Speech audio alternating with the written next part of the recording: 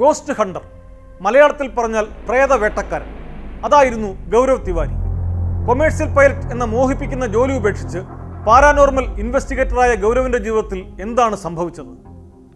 32-ാം വയസ്സിൽ ഗൗരവിൻ്റെ ജീവനെടുത്തത് തന്നെ പിന്തുടരുന്നുവെന്ന് അദ്ദേഹം പറഞ്ഞിരുന്ന ആ അദൃശ്യശക്തിയാണോ? എന്തുകൊണ്ടാണ് 10 വർഷം എത്തുമ്പോഴും ഗൗരവിൻ്റെ മരണത്തിൽ ദുരൂഹതകൾ അവശേഷിക്കുന്നത്?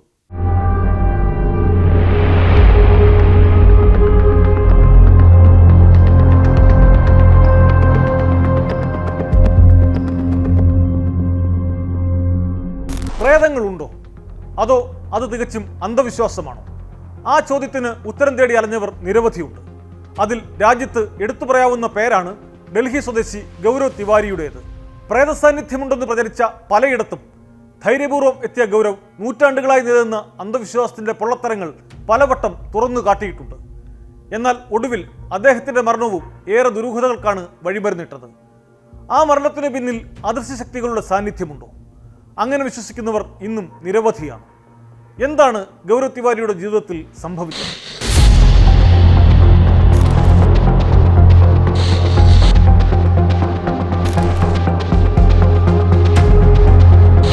വൈമാനികനാവണമെന്നായിരുന്നു ചെറുപ്പത്തിൽ ഗൗരവിൻ്റെ ആഗ്രഹം.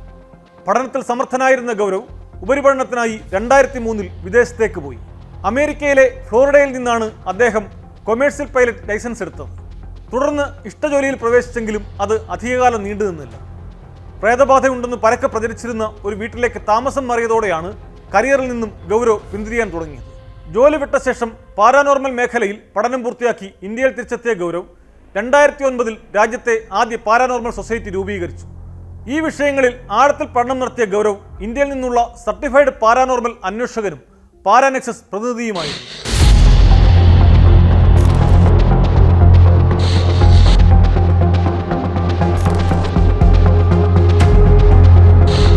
ആത്മാക്കളെയും പ്രേതങ്ങളെയും പറ്റി ശാസ്ത്രീയമായ രീതിയിൽ പഠിക്കാനും വിശകലനം ചെയ്യാനുമുള്ള ശ്രമമായിരുന്നു പാരാനോർമൽ സൊസൈറ്റിയിലൂടെ ഗൗരവ് മുന്നോട്ട് വെച്ചത്.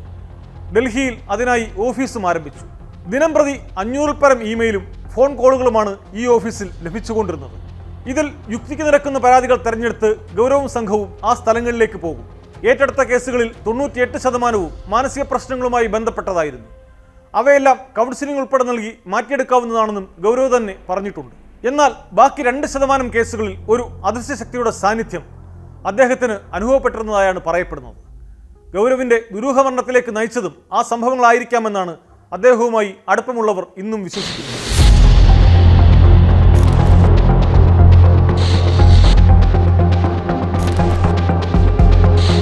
ഇന്ത്യയിലും വിദേശത്തും പ്രേതബാധയുണ്ടെന്ന് പറയപ്പെടുന്ന 6000-ഓളം സ്ഥലങ്ങൾ ഗൗരവ് സന്ദർശിച്ചിട്ടുണ്ടെന്നാണ് ഇന്ത്യൻ പാരാനോർമൽ സൊസൈറ്റിയുടെ വെബ്സൈറ്റിൽ വ്യക്തമാക്കുന്നത്. രാത്രി അവിടങ്ങളിൽ തങ്ങി ചിത്രീകരിക്കുന്ന വീഡിയോകൾക്ക് കാഴ്ചക്കാർ ഏറെയായിരുന്നു. സണ്ണി ലിയോണിനൊപ്പം ഹോണ്ടഡ് വീക്കെൻഡ്സ് എന്ന പേരിലുള്ള TV ഷോയിലും ഗൗരവ് പങ്കെടുത്തിരുന്നു.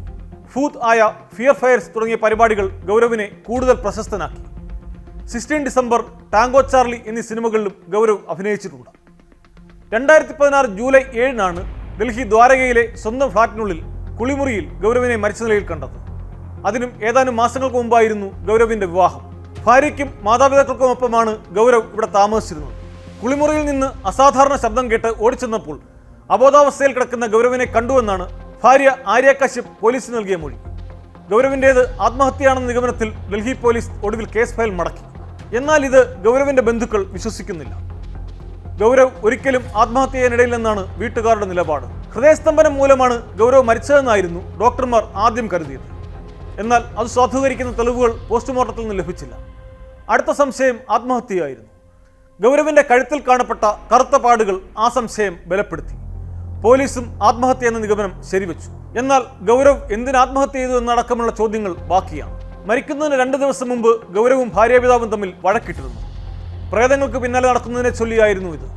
എന്നാൽ ഇതിന് മരണവുമായി ബന്ധമുണ്ടെന്ന് കണ്ടെത്താൻ പോലീസിനായിട്ടില്ല. മരിക്കുന്നതിന് കുറച്ചു ദിവസം മുമ്പ് തന്നെ ഏതോ അദൃശ്യശക്തി പിന്തുടരുന്നതായും തനിക്കതിൻ്റെ സാന്നിധ്യം അറിയാൻ സാധിക്കുന്നതായും ഗൗരവ് പറഞ്ഞിരുന്നതായാണ് ഭാര്യ പോലീസിനോട് പറഞ്ഞത്. മരിക്കുന്നതിന് 2 ദിവസം മുമ്പ് ഡൽഹിയിലെ ഒരു വീട്ടിൽ പ്രേതസാന്നിധ്യമുള്ളതായി വിവരം ലഭിച്ച് ഗൗരവും സംഘവും അവിടെ എത്തിയിരുന്നു. അവിടെ ആത്മാവിൻ്റെ സാന്നിധ്യം കണ്ടെത്തിയെങ്കിലും അതുമായി ബന്ധപ്പെടാൻ അവർക്ക് സാധിച്ചില്ലത്രേ. അവിടെ നിന്ന് മടങ്ങിയ ശേഷം ഗൗരവ് തീർത്തും അസ്വസ്ഥനായിരുന്നുവെന്നാണ് സുഹൃത്തുക്കൾ പറയുന്നത്.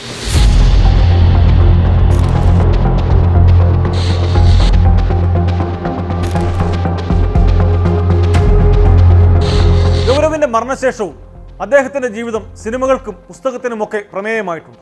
സാധാരണ മനുഷ്യരിൽ നിന്ന് മാറി അതിസാഹസികതയെ പ്രണയിച്ച ഗൗരവ് തിവാരിക്ക് എങ്ങനെയാണ് മരണം സംഭവിച്ചത്? അദ്ദേഹം പറഞ്ഞിരുന്നത് പോലെ എന്തെങ്കിലും അദൃശ്യശക്തികൾക്ക് അതിൽ പങ്കുണ്ടോ? പോലീസ് ഒടുവിൽ വ്യക്തമാക്കിയതുപോലെ ഭാര്യയുടെ ദുപ്പട്ടയിൽ തൂങ്ങിയുള്ള ആത്മഹത്യയാണെന്ന് വിശ്വസിക്കാനാണ് യുക്തിപൂർവ്വം ചിന്തിക്കുന്നവർ ഇഷ്ടപ്പെടുക. അതീന്ദ്രിയ ശക്തികളിലുള്ള അമിത വിശ്വാസം ഒടുവിൽ ഗൗരവിന്റെ മനോനിലയെ തന്നെ ബാധിച്ചിരിക്കാം. എന്തായാലും ഗൗരവിന്റെ പാത പിന്തുടർന്ന് പ്രേതവേട്ടക്കിറങ്ങുന്നവരുടെ എണ്ണം വർദ്ധിച്ചു വരുന്നതായാണ് റിപ്പോർട്ടുകൾ.